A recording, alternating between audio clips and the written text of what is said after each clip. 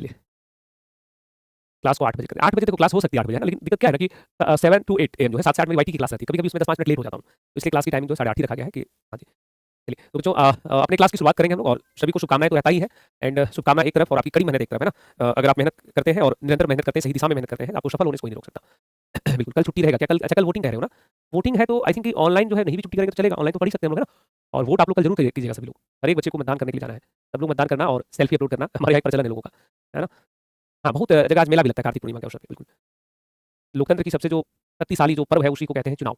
तो अवश्य भाग लीजिए और सोच समझ के मत दीजिएगा। आपका एक वोट की कीमत जो है वो आप नहीं लगा सकते, कैलकुलेटर कम पड़ जाएगा। बहुत मूल्यवान है आपका वोट। किसी के इन्फ्लुएंस में, किसी के प्रभाव में आकर नहीं दीजिएगा। एकदम क्लियर रहिए, अच्छे व्यक्ति को देना है। कोई भी हो, किसी भी जाति का हो, किसी भी पार्टी का हो, बस वो व्यक्ति अच्छा होना चाहिए। फिर आप किसको वोट दीजिएगा सर्कल का देखो बाबू ये सब चीज़ें बहुत व्यक्तिगत है। मैंने आपको क्या बोला? हमने कहा कि व्यक्ति विशेष को ध्यान में रख के वोट देना है। पार्टी, जाति विशेष को ध्यान में रखकर नहीं। जो व्यक्ति आपको लगता है कि आपके क्षेत्र के लिए अच्छा काम कर सकता है और एक चीज़ और ध्यान रखिएगा, कई बार ऐसा होगा कुछ ऐसे उम्मीदवार होंगे जो लगेंगे कि भाई ये शायद चुनाव नहीं जीतेंगे, माहौल नहीं बन रहा है, उसमें मत जाइएगा। अरे भाई आपके पास एक वोट है ना, दे दो उस व्यक्ति को। वो हार भी जाएगा तो हौसला मिलेगा कि भाई इतने लोग मुझे पसंद कर रहे थे।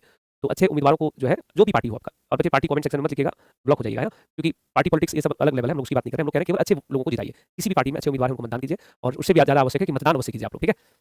उससे भी ज़्यादा आवश्यक है मतदान अवश्य कीजिए। चलो, चलिए तो बच्चे अपनी क्लास को आगे बढ़ाया जाए। Very good. आइए अपने सेशन को हम लोग आगे बढ़ाएंगे और अप्रैल 2025 लास्ट क्वेश्चन नंबर एक बार कमेंट करना हमें। लास्ट कमेंट सेक्शन में एक बार बता देना लास्ट क्वेश्चन जो हम लोगों ने पढ़ा था वो क्या था। प्रश्न संख्या आई थिंक 30-40 तक हम लोगों ने किया होगा है ना। ये सबका उत्तर बताओ तो जल्दी से। जल्दी से इस प्रश्न का उत्तर बताना जहाँ पे रुकेगा ये। चलिए मनरेगा में मजदूरी का दर बढ़ के कितना हो गया है? 31 नंबर से पढ़ेंगे। ओके ऑलराइट 31 नंबर से हम पढ़ेंगे। पीडीएफ में क्या करने बोल रहे हैं कि आंसर तो आंसर तुम खुद बना रहे हो भाई, तुम क्लास कर रहे हो, तुमको आंसर क्यों चाहिए? तुम्हें आंसर क्यों चाहिए बताओ? ये अलग लेवल का पागलपन नहीं है। मैं बाबू शुरू में ही बता चुका आपको, मैंने आज तक मेरे पास खुद जो पीडीएफ है ना उसमें आंसर नहीं रहता है, क्योंकि मैं जो करंट अफेयर्स आपको तैयार करता हूँ ये भले आपको क्वेश्चन के फॉर्म में दिख रहा है, लेकिन मेरे पास इसका पूरा आर्टिकल रहता है ऐसे ऐसे करके। वो जो आर्टिकल नहीं रहता है 30 लाइन 40 लाइन, तो उस आर्टिकल से मैंने क्वेश्चन बनाया है। तो मेरे पास ऐसा कोई आंसर की नहीं होता है। इसका मेरे पास पूरा डिटेल्स मांगोगे हम दे देंगे, पूरा डिटेल्स फुल डिटेल्स दे देंगे, पूरी स्टोरी पूरा आर्टिकल ही मिल जाएगा। बिल्कुल। चलिए तो हम लोग अपने प्रश्नों को यहाँ से देखना स्टार्ट करेंगे। ओके चलो पढ़ाई शुरू किया जाए। पढ़ाई करना बहुत आवश्यक है और सही दिशा में मेहनत करते रहेंगे तो देखिएगा बड़ी सफलता आपको हाथ लगेगी। प्रश्न क्या है यहाँ पे? हाल ही में भारत और किस देश के बीच सुप्रीम कोर्ट के बीच जो है न्यायिक सहयोग को बढ़ाने के लिए समझौता हुआ है? तो इस यहाँ पे आप फ्लैग देखे होंगे तो आपको आइडिया लग गया होगा ना। और संबंधित व्यक्ति को अगर आप पहचान पा रहे हो, हालांकि नहीं पहचान पाइएगा, आप लोग अभी भोले भाले मासूम बच्चे हो। संजीव खन्ना है। कौन है ये? संजीव खन्ना, पूर्व सीजेआई, पूर्व चीफ जस्टिस ऑफ इंडिया। तो संजीव खन्ना है। आप उसके बाद बीआर गवई बने हैं ना। तो यह समझौता किसके बीच हुआ है? भारत और श्रीलंका, किसके सॉरी नेपाल, किसके बीच हुआ है? भारत और नेपाल, किसके बीच हुआ है? भारत और नेपाल के मध्य सुप्रीम कोर्ट जो है एक दूसरे देशों में सहयोग करेंगे उसको लेकर के। मैंने बच्चे बता रखा है पार्टी यही, इसी में हम लोग बिहार हमारा पिछड़ जाता है। बिहार जो है क्यों पिछड़ जाता है? क्योंकि हमें लोगों के अंदर डिसिप्लिन नहीं है। अभी कमेंट सेक्शन में मैंने एक बार बोला कि बाबू पार्टी कमेंट नहीं करना, क्योंकि तुम्हें ये बहुत अच्छे से पता हो कि चाहे कोई भी पार्टी हो, आम जनता को लूटने के अलावा किसी ने कुछ नहीं दिया है। किसान गरीब ही होगा, गांव बदहाल होंगे, रोजगार नहीं होगा, शिक्षा की उत्तम व्यवस्थाएं नहीं होंगी, अच्छे स्वास्थ्य की व्यवस्थाएं नहीं होंगी। पार्टी कुछ नहीं करता है बाबू। आपका घर आपके पिताजी चलाते हैं, अपनी मेहनत से चलाते हैं। तो अच्छे लोग अगर आएंगे, अच्छी नीतियां बनेंगी, देश समाज आगे बढ़ेगा। राजनीति जो है उस पर अपना नहीं करना है, सब डिसिप्लिन बहुत आवश्यक है। हमने आपको केवल कहा मतदान अवश्य करें, सोच समझ के मतदान करें, आपकी एक वोट की कीमत बहुत अधिक है। बिल्कुल। और नहीं तो ब्लॉक हो जाओगे तो फिर आगे बात भी नहीं कर सकोगे। आगे बढ़ेंगे। नेक्स्ट क्वेश्चन है कि 150वीं inter parliamentary union IPU assembly का बैठक कहां पर हुआ है? तो जो ये आईपीयू असेंबली की बैठक हुई है जिनेवा में हुआ है, स्विट्जरलैंड में। कहां पर हुआ है बच्चे? जिनेवा में हुआ है, स्विट्जरलैंड के अंदर। कहां पे हुआ है? तो जिनेवा में हुआ है, स्विट्जरलैंड में। ठीक है, ऑप्शन नंबर डी यहाँ पे करेक्ट होगा। नेक्स्ट था कि पोषण पखवाड़ा 7वां संस्करण 8 अप्रैल से 22 अप्रैल तक इस विषय पर आयोजित होगा, केंद्रित होगा। तो जो 7वां संस्करण है किसका? पोषण पखवाड़ा का। तो पूछ रहा है कि 8 से 22 अप्रैल तक चला। पखवाड़ा का मतलब होता है 15 दिन, पखवाड़ा मतलब 15 दिन। तो पूछ रहा है इसका मुख्य जो उद्देश्य था वो किस पे था? इसका मुख्य उद्देश्य था बच्चे के जीवन के प्रथम 1000 दिन, उस पे फोकस था। ठीक है, ये किस लिए है? तो पोषण पखवाड़ा है। आप लोगों ने इस संदर्भ में जानकारी होगा कि भारत में बड़ी संख्या में ऐसे बच्चे हैं जो मालन्यूट्रिशन के शिकार हैं, जो कुपोषण के शिकार हैं। तो बच्चों को कैसे पोषण युक्त बनाया जाए, उन्हें कैसे स्वस्थ बनाया जाए, उसके लिए जो है इस कार्यक्रम को सरकार चलाती है। और चूंकि ये 7वां संस्करण था, तो 7वां संस्करण था, यानी कि इसकी शुभारंभ 2018 में हुआ है। ये प्रारंभ कब से हुआ था? तो 2018 से। प्रारंभ कब से हुआ था? 2018 से। ठीक है, तो इसको यहाँ पे ध्यान रखेंगे। नेक्स्ट क्वेश्चन था कि बताओ स्वस्थ शुरुआत आशापूर्ण भविष्य विश्व स्वास्थ्य दिवस कब बनता है? तो हेल्थ डे कब है? 7 अप्रैल को ना। एम आई राइट रॉन्ग? जो है स्वस्थ शुरुआत आशापूर्ण भविष्य थीम है, थीम जरूर याद रखो, प्रश्न आता है विश्व स्वास्थ्य दिवस कब मनाया गया? तो मुझे 7 अप्रैल को। और आपको ये स्पष्ट जानकारी है, सबसे बड़ा धन होता है व्यक्ति का स्वास्थ्य, इससे बड़ा धन कुछ नहीं होता है। मैं हमेशा इस बात का समर्थन करता हूँ और मुझे ऐसे लोग हमेशा अच्छे लगते हैं जो हेल्थ कॉन्शियस होते हैं, जो अपने खाने पीने का ध्यान रखते हैं, अपनी नींद का ध्यान रखते हैं, एक्सरसाइज करते हैं। और हर वो व्यक्ति जो हेल्दी है, सुबह से शाम तक उसको कोई दवा खाने की आवश्यकता नहीं है, वह व्यक्ति करोड़पति है। करोड़पति भी कम कह रहा हूँ, वो अरबपति है, क्योंकि व्यक्ति सुकून से जीवन जी रहा है ना। तो स्वास्थ्य के प्रति जागरूकता फैलाने के लिए हर साल यह दिवस मनाया जाता है। ओके, आगे प्रश्न क्या है? ये प्रश्न जो है बहुत इंपॉर्टेंट है, अभी हर एग्जाम में पूछा है, यूपीपीसीएस तक में पूछा है, सब जगह क्वेश्चन आया है। ध्यान से सुनना, बन जाएगा क्वेश्चन। ठीक है, प्रश्न क्या है वो सुनना। वैसे एक गवर्नमेंट की स्कीम है जिसका नाम है प्रधानमंत्री मुद्रा योजना। प्रधानमंत्री मुद्रा योजना में 3 तरह का लोन मिलता है। पहले सुनोगे तो अपने आप बन जाएगा सवाल। लोन कौन कौन सा है? एक है शिशु ऋण जिसमें 50,000 से कम मिलता है, एक होता है तरुण ऋण जिसमें 50,000 से 5 लाख मिलता है, एक होता है शिशु हो गया, तरुण हो गया, उसके बाद है किशोर, उसमें मिलता है 5 लाख से 10 लाख तक। अब सरकार ने एक नया जो है वो सिस्टम शुरू किया है और वो है तरुण प्लस। तो पूछ रहा है कि तरुण प्लस में क्या 10 लाख से 50 लाख तक का ऋण दिया जाएगा क्या? देखो ये सब सही है। शिशु में कितना? 50 लाख 50,000 तक, किशोर में 50,000 से 5 लाख तक, और तरुण प्लस में कितना? 10 लाख से 50 लाख तक नहीं। तरुण प्लस में जो है एक नई सीमा का शुरुआत किया गया है, इसमें होगा 10 लाख से लेकर 20 लाख रुपए तक का लोन। ठीक है, तो स्टेटमेंट 3 यहाँ पे गलत हो गया बच्चे, 1 और 2 दोनों यहाँ पे सही है। एक और दो दोनों क्या जगह इसमें सही हो जाएगा, ऑप्शन नंबर बी। ठीक है, अब ये परीक्षा में सवाल खूब आता है कि मुद्रा योजना जो है उसने लिखा हुआ है प्रधानमंत्री मुद्रा योजना 10 वर्ष पूरा हुआ, 10 वर्ष पूरा हुआ यानी कि यह योजना जो है प्रारंभ हुआ था 2015 में। प्रारंभ कब हुआ था ये 2015 में, तो 2015 में प्रारंभ हुआ है और 10 साल पूरा हो गया। बिल्कुल आगे बढ़िएगा। नेक्स्ट क्वेश्चन होगा कि हाल ही में भारत ने किस देश के साथ खाद्य सुरक्षा समझौते पे हस्ताक्षर किया है? तो जो खाद्य सुरक्षा समझौता पे हस्ताक्षर किया भारत ने इजराइल के साथ। ठीक है, ये फोटो गलती टाइपिस्ट ने गलती लगा दिया, किसके साथ ये समझौता हुआ है? इजराइल के साथ। नेक्स्ट है वित्तीय सेवा विभाग ने एक राज्य एक क्षेत्रीय ग्रामीण बैंक सिद्धांत पर कितने क्षेत्रीय ग्रामीण बैंकों के विलय को अधिसूचित कर दिया है? जो भारत में बैंकों का विलय हो रहा है, भारत में क्या हो रहा है? बैंकों का विलय हो रहा है। बैंकों का विलय का मतलब होता है बैंकों को मर्ज कर देना, क्योंकि सारा बैंक किसका है? जितना भी बैंक देखते हो सब सरकार का बैंक है, तो सबका मालिक जब एक ही है तो अलग अलग चलाने से बहुत पैसा, बहुत कॉस्ट आता है, बहुत सारी लागतें आती है। तो सरकार क्या करती है कि उन लागतों को घटाने के लिए, उसको कम करने के लिए जो है एक प्रयास करती है, और प्रयास है बैंकों को मर्ज कर देना। उसी तरह से पूछा जा रहा है कि कितने बैंकों को मर्ज किए जाने की घोषणा हुई है? तो हाल ही में 26 बैंकों को मर्ज किया गया है। कितने बैंकों का विलय हुआ है? तो 26 बैंकों का विलय हुआ है। बी करेक्ट है। और वर्तमान में अगर आपसे पूछा जाए वर्तमान में कुल रीजनल रूरल बैंक क्षेत्रीय ग्रामीण बैंक तो कितना है? 28 है। 26 था, 26 को मिला दिया गया तो अब कितना बच गया है? 28। अगर पूछा जाए बिहार में कितना बैंक है, तो मुझे बिहार में 2 था, अब बिहार में कितना बच गया? एक ही बैंक बच गया। तो लगभग हर राज्य में एक-एक बैंक जो है वो यहाँ पे आपको मिल जाएगा। हर राज्य में कितना बैंक हो गया? लगभग एक-एक हो गया। ठीक है, बिहार में कितना पूछा जाएगा? बिहार में कितने क्षेत्रीय ग्रामीण बैंक है? तो मुझे बिहार में एक क्षेत्रीय ग्रामीण बैंक है। पहले कितना था? 2, उससे पहले 3 था, तो 3 से घटाकर हुआ 2, 2 से घटाकर हुआ 1, है ना? तो इसको यहाँ पे ध्यान रखना है। उसके बाद है टैग लाइन, यहाँ लिखा हुआ है कि पूर्ण पोषण की शुरुआत शुद्ध जल और स्वच्छता के साथ 8 से 13 अप्रैल 2025 तक कौन सा पोषण पखवाड़ा मनाया गया है? तो ये अभी 7वां पोषण पखवाड़ा है। कौन सा है ये? 7वां पोषण पखवाड़ा है। कौन सा है ये? 7वां पोषण पखवाड़ा। इसको यहाँ पे ध्यान दीजिए।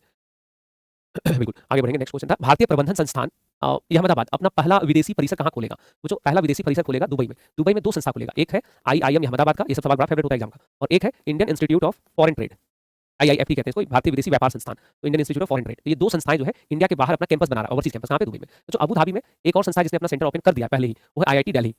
आईआईटी दिल्ली, ये सवाल भी खूब एग्जाम में आया हुआ है, तो ये पूरी बातें को यहाँ पे ध्यान रखना। आईआईएम अहमदाबाद अपना सेंटर कहाँ ओपन करेगा? दुबई में। Indian institute of foreign trade कहाँ पे ओपन करेगा? दुबई में। आगे सवाल था कि command area development and water management को वर्ष 2025-26 के लिए कितने करोड़ रुपए आवंटित किए गए हैं? तो जो इसके लिए आवंटित किया गया है 1600 करोड़ रुपया। कितना पैसा इसके लिए जारी किया गया है? 1600 करोड़ रुपया। शब्द में लिखा हुआ है कमांड एरिया वाटर मैनेजमेंट, यानी कि यह एक ऐसी योजना है जो जल प्रबंधन पर आधारित है, जल संचय, जल प्रबंधन, उसके प्रति जागरूकता फैलाने पर आधारित है। अगला सवाल था भारतीय रिजर्व बैंक ने नीतिगत दरों में कितने आधार अंकों की कमी किया है? अब ये क्वेश्चन अभी पूछा गया था, जो फील्ड असिस्टेंट का पेपर था उसमें सेम क्वेश्चन था अप्रैल माह का। तो देखो इसमें ध्यान देना, नीतिगत रेपो दर में कमी हुआ है, कितना हुआ है आपको ध्यान है? पहले था 6.50, फिर इसको घटाया गया हुआ 6.25, ठीक है, फिर घटाया गया, फिर घटाकर हुआ 6.00, फिर घटाया गया, अभी हो गया है इसको घटा करके 5.500। हम लोग पढ़ते हैं अप्रैल का करंट अफेयर्स। अप्रैल में कितना घटाया गया था? अप्रैल में घटाया गया था 25 बेसिस पॉइंट। कितना घटाया गया था? 25 आधार अंक। उस समय कितना था? 25। लेकिन वर्तमान में अगर पूछा जाए तो कितना है? वर्तमान में 6.00 से 5.5 कितना हो गया? 50 आधार अंकों की कमी हुई है, जो भी सबसे लास्ट है। और रेपो रेट क्या है अभी? वर्तमान में रेपो रेट क्या है? तो रेपो रेट अभी at present at this time अभी जो रेपो रेट है वो है हमारा 5.50%। वो कितना है? 5.50%। ठीक है, ये कितना है? 5.50%। इसको आपको यहाँ पे ध्यान रखना है। आगे बढ़े। अगला प्रश्न होगा कि भारत ने किस देश से 26 राफेल मरीन जेट खरीदने के लिए 63,000 करोड़ रुपए का एक मेगा डील जो है उसमें हस्ताक्षर किया है? जो राफेल, जैसे ही आपने देखा होगा तो आपको ध्यान है कि राफेल जो है इसको बनाता है दसॉल्ट एविएशन नाम की कंपनी। कौन बनाती है? 70 बीपीएससी का 67 का प्रश्न था, ये ऑलरेडी आया हुआ है कई सारी परीक्षाओं में। तो दसॉल्ट एविएशन जो है फ्रांस की कंपनी, वही ये बनाता है ये जो राफेल है। तो ये राफेल कैसा होगा? मरीन राफेल होगा। मरीन मरीन यानी कि समुद्री क्षेत्रों के लिए, यानी कि नौसेना के लिए, भारत की नौसेना के लिए जो है विमान खरीदा जाएगा। तो पूछा जाएगा भारत ने किससे समझौता किया है? तो जो ये समझौता हुआ है फ्रांस के साथ, 63,000 करोड़ का समझौता है। 63,000 करोड़ का समझौता है। चलिए यहाँ तक चीजें क्लियर है। आगे बढ़ोगे। नेक्स्ट क्वेश्चन होगा कि 10 अप्रैल को विश्व होम्योपैथी दिवस के अवसर पर भारत कहाँ पर विशालतम होम्योपैथिक संगोष्ठी का आयोजन हो रहा है? तो जो एक नाम है जिनको हम लोग कहते हैं, उनका जन्म हुआ था 10 अप्रैल को। ये बेसिकली एक व्यक्ति का जयंती है। व्यक्ति का नाम क्या है? Samuel Hahnemann. हनीमैन, हनीमैन, ठीक है। तो सैमुअल हनीमैन जो है ना, इनको माना जाता है कि होम्योपैथी के जनक है। तो इनकी जो बर्थ एनिवर्सरी है उसी को मनाते हैं होम्योपैथी दिवस के रूप में। तो कार्यक्रम कहाँ पे हुआ है बच्चे? गांधीनगर में हुआ है। कहाँ पर हुआ है? गांधीनगर, गुजरात में। राष्ट्रपति द्वारा उद्घाटन संबोधन, राष्ट्रपति द्वारा उद्घाटन संबोधन सब हुआ है। इसने किया है राष्ट्रपति द्वारा। राष्ट्रपति कौन है भाई? तो द्रौपदी मुर्मू। और बड़ी कमाल की राष्ट्रपति है, एकदम शांत स्वभाव की है और बहुत ही विकट परिस्थितियों से जो है निकल करके यहाँ तक आई है। आपको ध्यान होगा इनके लड़के थे, उनका डेथ हो गया, इनके पति का डेथ हो गया, मतलब परिवार में बहुत दिक्कत है। उसके बावजूद जो है इन्होंने अपने आप को संभाला और आज देश की सर्वोच्च पद को सुशोभित कर रही है। अगला प्रश्न होगा कि हाल ही में अंतर्राष्ट्रीय लेखा और रिपोर्टिंग मानकों पर विशेषज्ञों के संयुक्त राष्ट्र अंतर सरकारी समूह के सदस्य के रूप में किसको चुना गया? भारत को चुना गया है। नेक्स्ट है कि वैश्विक प्रौद्योगिकी शिखर सम्मेलन 9वें संस्करण का उद्घाटन विदेश मंत्री एस जयशंकर ने कहाँ पर किया है? सम्मेलन कौन सा है? वैश्विक स्तर का है, प्रौद्योगिकी शिखर सम्मेलन है। तो इसका उद्घाटन हुआ है भारत मंडपम नई दिल्ली में। कहाँ पर किया गया था इसका?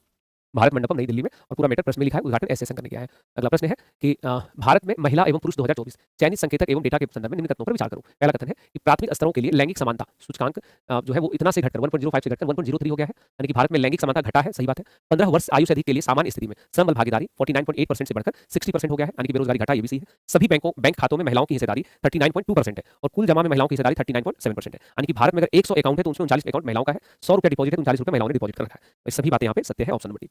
अगला प्रश्न है भारत ने अपने हवाई अड्डों और बंदरगाहों पर काफी काफी भीड़-भाड़ का हवाला देते हुए इस देश के साथ उपलब्ध ट्रांसशिपमेंट सुविधा समाप्त करने की घोषणा की। तो उस देश का नाम है बांग्लादेश। नाम क्या है उसका? बांग्लादेश। सुविधा कौन सा था? ट्रांसशिपमेंट सुविधा था। कौन सा सुविधा था? ट्रांसशिपमेंट। भारत की अगर अवस्थिति आप देखेंगे तो भारत के यहाँ पे इस क्षेत्र में लगा है बांग्लादेश। बांग्लादेश चूंकि छोटा सा देश है कंपेरेटिवली इंडिया और बहुत ही अंडर डेवलप्ड है, अभी उतना डेवलप नहीं हुआ है। तो बांग्लादेश क्या करता था कि अपने जो विदेशों से अपने माल को जो मंगाता था, है ना? विदेशों से जो अपनी वस्तुओं को मंगाता था तो इंडिया के बंदरगाहों पे मंगाता था और फिर उसको छोटे-छोटे जहाज़ों में करके वो अपने देश ले जाता था। तो इंडिया का एयरपोर्ट का भी प्रयोग करता था, इंडिया के बंदरगाहों का भी प्रयोग करता था। तो अब जो है भारत ने उसके इस प्रयोग करने पे जो है रोक लगा दिया कि भैया अब प्रयोग करने नहीं देंगे। और ये इसकी सुविधा जो है इसको लागू कब किया गया था? तो लागू किया था 2020 में और रोक लगा दिया अब। रोक कब लगाया? 2025 में। आपके मन में प्रश्न होगा कि आखिर रोक क्यों लगाया है? हवाई अड्डों और बंदरगाहों पे ट्रांसशिपमेंट सुविधा नहीं देंगे? तो जो इसलिए लगाया गया है क्योंकि अभी जो बांग्लादेश में सरकार के प्रमुख हैं मोहम्मद यूनुस, इनके अंदर ना एक प्रेम बड़ा उत्पन्न हुआ है। मोहम्मद यूनुस, इनका झुकाव चीन की तरफ है। इनका झुकाव किधर है? चीन की तरफ। तो भई ये सीधी-सी बात है, अगर आप हमारे दुश्मन देश जो हमारा है, अगर उसके प्रति अगर आप प्रेम रखिएगा तो भई आपसे मेरा कोई नाता नहीं है। जीवन में भी ऐसा ही होना चाहिए। लोगों को जैसे आप लोग अपने दोस्त जो है ना उन लोगों को परखने की भी बारी आती है। देखिएगा, अगर ऐसा कोई व्यक्ति जो सबसे दोस्ती निभाता है, तो समझिए वो किसी से दोस्ती नहीं निभाता है। वो हमेशा बस अपने फ़ायदे के लिए सबका प्रयोग करता है। तो ऐसे लोग ना बहुत बहुत खतरनाक होते हैं, ट्रस्टवर्दी कभी नहीं होंगे ये। तो भई बिल्कुल, तो इसलिए जो है ऐसे लोगों से एकदम दूर रहो, बढ़िया है। तो इसी तरह से जो है अभी मोहम्मद यूनुस जो है चाइना, इंडिया को छोड़ के चाइना की तरफ अपना दिखा रहा है। तो इंडिया ने जो है उसको क्या है बिल्कुल, तो इंडिया जो है उसको ये सारी सुविधाएँ जो उसको बंद कर दिया है। चलिए आगे बढ़ते हैं। सर इंडिया क्रिकेट वाला करंट अफेयर्स नहीं होगा। बाबू डेली करंट अफेयर्स में सब हो रहा है। ये तो जैसे अभी क्या है ना कि अभी हम लोग यहाँ पे ये हम लोग अप्रैल माह का पढ़ रहे हैं ना, तो इसमें अचानक कैसे पढ़ा देंगे? आगे प्रश्न होगा कि किस देश में मतलब 2 देश का नाम बताना है, वहाँ पे यूके को और उस देश को 2031 और 35 में फीफा महिला विश्व कप की मेज़बानी का अधिकार मिला है। तो जो 2031 में फीफा वर्ल्ड कप की मेज़बानी करेगा यूएसए। तो यहाँ पे क्या होना चाहिए था? यूएसए। यानी कि यूएसए 2031 में और यूके 2035 में फीफा महिला विश्व कप का आयोजन करेगा। और यहीं पे अगर आपसे पूछा जाए कि बताओ जो फीफा वर्ल्ड कप होने वाला है, फीफा वर्ल्ड कप तो इसका आयोजन अभी कहाँ पे? तो दोनों को राइट्स यहाँ पे मिल गया 31 और 2035 का। नेक्स्ट है कि भारत और किस देश के बीच विज्ञान विज्ञान, तकनीक और शोध में 2025 से 27 तक के लिए बड़ा समझौता हुआ है। तो जो यह समझौता हुआ है भारत और इटली के मध्य। किसके मध्य हुआ है? भारत और इटली के मध्य एक दूसरे को सहयोग करेंगे। अंकटाड 2025 प्रौद्योगिकी और नवाचार रिपोर्ट के बारे में तथ्यों पर विचार करो। अंकटाड जो है यूनाइटेड नेशंस नाम से लग रहा है आपको। नेक्स्ट है भारत फ्रंटियर टेक्नोलॉजीज के लिए तत्परता सूचकांक में 170 देशों में 36वें स्थान पे है। बिल्कुल सत्य है। फ्रंटियर टेक्नोलॉजी क्या है? तो फ्रंटियर टेक्नोलॉजी का मतलब आप समझ सकते हो कि नई टेक्नोलॉजी को अडॉप्ट करने के लिए जो इंफ्रास्ट्रक्चर है या जो विल पावर है किसी देश का, तो भारत नई तकनीक को अपनाने के मामले में 36 नंबर पे आता है 170 देशों में। अमेरिका प्रथम स्थान पे है और स्वीडन दूसरा, नीदरलैंड तीसरा स्थान पे है। सही बात है। सूचना और संचार प्रौद्योगिकी आईसीटी जिसको कहते हैं, कौशल अनुसंधान और विकास, गतिविधि, औद्योगिक क्षमता, वित्त तक पहुंच, ये जो इसके जो है पैरामीटर्स है, मानक है जिसके आधार पर इसको तैयार किया जाता है, इसके सूचक है। तो ये भी स्टेटमेंट क्या है? सही है। राइट आंसर ऑफ में से सब ये रैंक बस याद रखना। एग्जाम में डायरेक्ट सवाल पूछता है कि बताओ readiness of for frontier technologies India का रैंक क्या है? तो जो फ्रंटियर टेक्नोलॉजी तत्परता में इंडिया 36वें स्थान पे आता है। नेक्स्ट था कि वर्ल्ड स्टील एसोसिएशन द्वारा स्टील सस्टेनेबिलिटी चैंपियन 2025 किसे चुना गया है? तो स्टील सस्टेनेबिलिटी चैंपियन जो है ये सेल को चुना गया है। किसको भाई? सेल को। सेल बोले तो steel authority of India limited यानी कि सेल शॉर्ट फॉर्म में हो गया, ये पूरा लॉन्ग में। ठीक है। अब सेल को लेकर के क्या जानकारी वो सुनना। मुझे सेल को लेकर के जानकारी ये है कि सेल जो है एक महारत्ना कंपनी है। कैसी कंपनी है? तो महारत्ना कंपनी है। कैसी कंपनी है? महारत्ना। सेल के लिए जानकारी ये है कि सेल की जो स्थापना हुई थी 1973 में। सेल के लिए जानकारी ये है कि सेल के 8 जो है उत्पादन इकाई हैं, 8 इसके प्रोडक्शन यूनिट है। ठीक है। तो ये सारी बातें और एक और जानकारी अगर रखना है तो अभी सेल ने अपना एक नया मुख्यालय ओपन किया है, एक नया ऑफिस बनाया है। तो हो सकता है पूछे इंडिया के बाहर इसने अपना पहला ऑफिस कहाँ खोला है? तो दुबई में। दुबई में। इंडिया के बाहर भी पहला ऑफिस इसने दुबई में ओपन किया है। सर महारत्ना कंपनी का मतलब क्या होता है? देखो महारत्ना कंपनी का मतलब इन जनरल, ऐसे तो आपको यहाँ पे ध्यान रखना है देखो आपको इसमें ध्यान रखना है कि इन जनरल जो है महारत्ना कंपनी उसका निर्धारण जो हमारी मंत्रालय मिनिस्ट्री गवर्नमेंट करती है, उसमें कंपनी का परफॉर्मेंस देखा जाता है 3 साल का कि कंपनी का टर्नओवर क्या है, तो उसकी कुछ अमाउंट है, 5000। तो ये आपको बेसिकली इकोनॉमिक्स में चर्चा होगा, हाँ, ये सब उसमें सारा डेटा वगैरह सब मेंशन किए जाएंगे। चलिए आगे बढ़ेंगे। नेक्स्ट था कि भारत और अफ्रीकी देशों के बीच समुद्री सहयोग पर मैरीटाइम एंगेजमेंट शॉर्ट में AIM 2025 बहुपक्षीय अभ्यास कहाँ पर संपन्न हुआ है? तो जो ये बहुपक्षीय अभ्यास हुआ है तंजानिया में। कहाँ पर हुआ है? तो तंजानिया में, जो कि अफ्रीकी देश है। तो ऑप्शन नंबर इसमें हो जाएगा डी। अगला प्रश्न, इसको शॉर्ट में एकिम में बोलेगा, हाँ, ये वाला वर्ड याद रखोगे। एकिम कहाँ पे हुआ है? तंजानिया में। ये इसमें कौन भाग ले रहा है भाई? भारत भी और अफ्रीकी देश ले रहे हैं। अगला है कि काकीनाडा आंध्र प्रदेश में आयोजित अभ्यास टाइगर ट्राम 2025 भारत और किस देश के बीच में आयोजित हुआ है? तो हम लोगों ने कल ही ये पढ़ा था, भारत और यूएसए के बीच में हुआ है ना। और चौथा संस्करण था ये जो अभ्यास टाइगर ट्राम था, ये किसका कौन सा संस्करण है? चौथा संस्करण। ध्यान आ रहा है सबको? ध्यान आ रहा है? रिकॉल कर पा रहे देखो, तो ये चौथा संस्करण था, यूएसए और भारत के मध्य हुआ है। अगला प्रश्न है पंचायत उन्नति सूचकांक बेसलाइन रिपोर्ट के बारे में निम्न तथ्यों पर विचार करो। पहला है कि गृह मंत्रालय ने सतत विकास लक्ष्यों यानी कि एसडीजी, आगे लिखा हुआ था एसडीजी पर इस रिपोर्ट को तैयार किया है, यानी कि पंचायत उन्नति सूचकांक जो है कौन सा राज्य कितना ज्यादा सस्टेनेबल डेवलपमेंट के काम कर उसके आधार पर तैयार हुआ है। ये बिल्कुल गलत हो गया क्योंकि पंचायत का मामला है तो गृह मंत्रालय नहीं, इसकी शुभारंभ किसने किया है? पंचायती राज मंत्रालय। इसने क्या है? पंचायती राज लिखा हुआ इंग्लिश में, मिनिस्ट्री ऑफ पंचायती राज। भारत में 2.5 लाख से अधिक ग्राम पंचायतों के प्रदर्शन का इसमें मूल्यांकन शामिल किया गया है। सही बात है। भारत में लगभग 6 लाख से अधिक पंचायत है, उसमें मूल्यांकन कितने का किया गया था? 2.5 लाख यानी कि 2.5 लाख। गुजरात 346 और तेलंगाना 270 ग्राम पंचायतों के साथ पहले और दूसरे स्थान पर है। यह भी स्टेटमेंट क्या हो जाएगा? सही, यानी कि 2 और 3 इसमें करेक्ट है, केवल 2 और 3 इसमें सही है, एक जो है वो गलत है। पहला जो स्टेटमेंट था वो अपने यहाँ पे गलत हो जाएगा। अगला प्रश्न था कि हाल ही में एक ग्रह एक आवाज वैश्विक न्याय प्रेम और शांति के साथ वैश्विक न्याय प्रेम और शांति शिखर सम्मेलन एक्सपो कहाँ हुआ है? तो जो ये शिखर सम्मेलन एक्सपो हुआ है दुबई में हुआ है। कहाँ पर हुआ है? दुबई में। देखो ये शांति तब होता है, शांति तब होता है जब कोई देश समृद्ध होता है, तो दुबई जो है इसमें देखोगे सबसे ज्यादा प्रॉस्पेयर है, तो इसमें यह सम्मेलन जो है दुबई में आयोजित हुआ। खुबानी फूल उत्सव 2025 कहाँ पे हुआ है? तो जो खुबानी फूल उत्सव जो है कहाँ पे है? तो खुबानी फूल उत्सव ये लद्दाख में कारगिल जिले में इसका आयोजन होता है, लद्दाख में। ठीक है। लद्दाख में और भी कई सारे आयोजन है, जैसे हैमिस, ये भी लद्दाख में होता है। जैसे ममानी उत्सव जो होता है ये भी लद्दाख में होता है। ऐसे बहुत सारा आयोजन है लद्दाख से जुड़ा हुआ। अगला प्रश्न है, भारत के पहले और दुनिया के दूसरे हिमालयी उच्च ऊंचाई वाला वायुमंडलीय और जलवायु अनुसंधान केंद्र का उद्घाटन कहाँ हुआ है? भारत में ये पहला है और दुनिया का दूसरा है। दुनिया का दूसरा क्यों है? क्योंकि पहला तो दुनिया का पहला कहाँ पे है? नेपाल में है। तो भारत में दूसरा ही बना। तो ये केंद्र कहाँ बना है? तो ये जम्मू कश्मीर में बना है। कहाँ पे है? जम्मू कश्मीर में, उधमपुर में। जम्मू कश्मीर कहाँ पे? उधमपुर में। ठीक है, जम्मू कश्मीर में उधमपुर में इसका निर्माण हुआ है।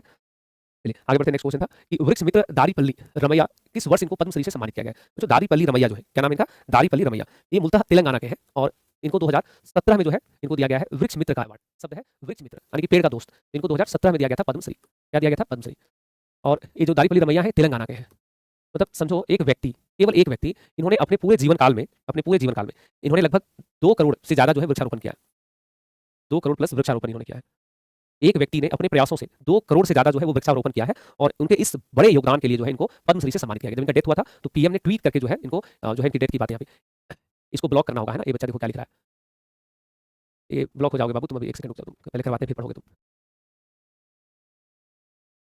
तो कितना कितना वृक्षारोपण किया? लगभग 2 करोड़ प्लस। अब समझिए कि इनका क्या है पूरा मामला। तो पूरा मामला ये है कि ये सब ना रियल हीरो है। आज के समय में व्यक्ति एक काम अगर करे तो सोशल मीडिया पे 15 वीडियो और 40 फोटो डालता है। लेकिन उस समय संबंधित व्यक्ति जो है उसे इधर इधर इधर बगल वाले में, नहीं इधर लेफ्ट, हाँ उसी में मारो उसको। तो ये समझिए कि ये सब लोग रियल हीरो है। 2 करोड़ प्लस वृक्षारोपण किया। आज तक इन्होंने कहीं नहीं बोला हेलो गाइस आज वृक्षारोपण कर रहे हैं गाइस, आज वृक्षारोपण करके अच्छा लग रहा है गाइस। एक मतलब देखो यही होता है शानदार लोग, शानदार पर्सनालिटी। और हम और आप जिस युग में जिस जमाने में जी रहे हैं उसमें हम लोग क्या करते हैं? कोई 2 बात आके बोल दिया, 4 को फोटो खिंचवा लिया, हीरो हीरो हीरो वही हीरो बन गया। ये नहीं हीरो है, ये सभी फेक लोग हैं।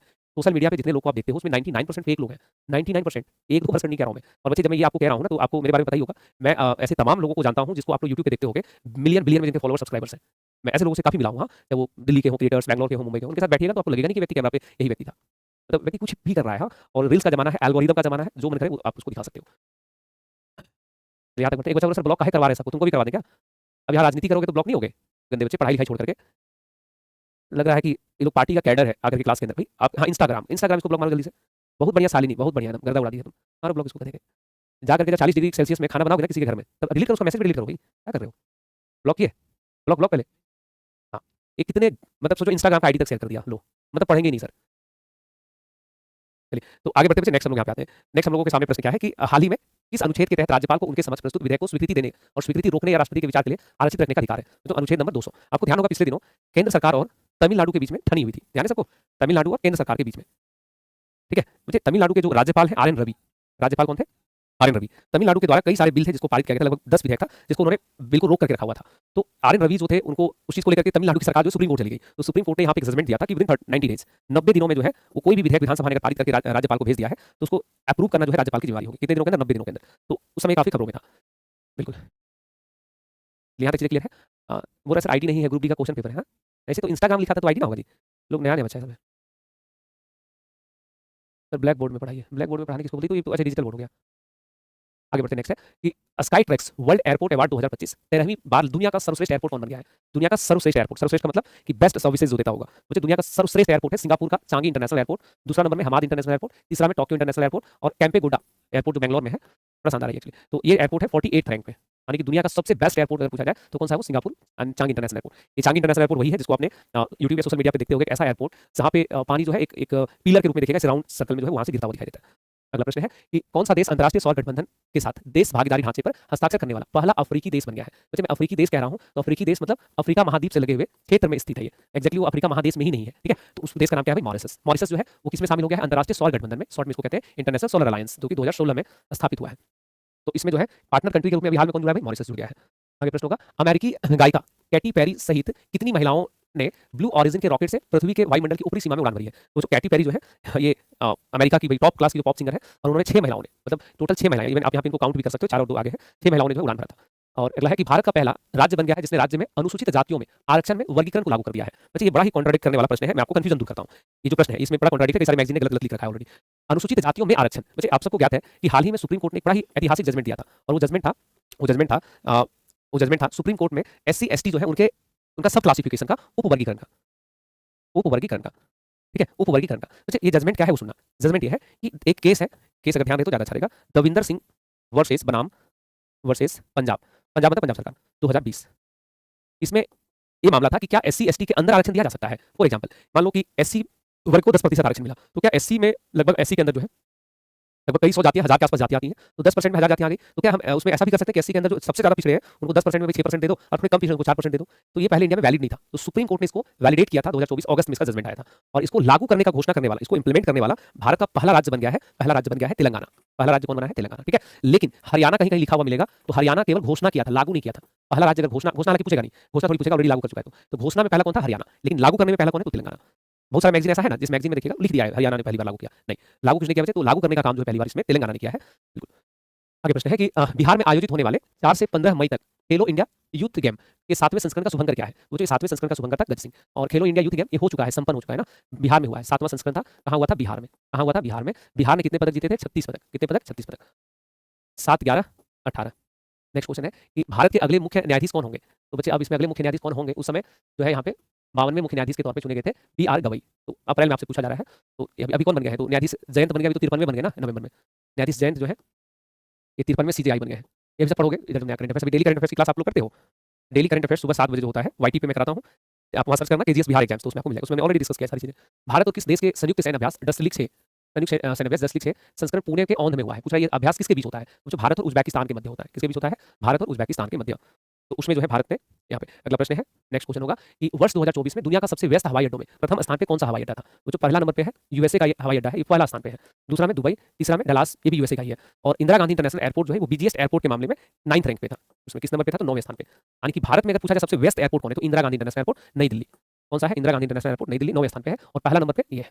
भारतीय रेलवे ने यात्रियों की सुविधा के लिए देश का पहला ट्रेन एटीएम किस ट्रेन में स्थापित कर दिया है? यानी कि अब आप ट्रेन में ट्रैवल करेंगे, अब जब ट्रेन में ट्रैवल करिएगा तो ट्रेन में आपको एटीएम भी मिलेगा ताकि आप कैश विड्रॉ कर सको। चलती ट्रेन से पैसा निकाल सकते हैं, आराम से डालो एटीएम पैसे निकाल लो। तो पूछा इसको पहली बार किसमें इंस्टॉल किया गया है? तो ये ट्रेन है पंचवटी एक्सप्रेस। ये पंचवटी एक्सप्रेस जो है बेसिकली महाराष्ट्र के क्षेत्र में चलता है, मुंबई साइड में, तो उसमें पहली बार इसको इंस्टॉल किया गया है। अब देखो हमारे यहाँ तो भाई रेलवे को तो लोग सार्वजनिक संपत्ति नहीं समझते, अपनी संपत्ति समझते हैं, बट कोई नहीं, अच्छा पहल है कहीं ना कहीं, है ना।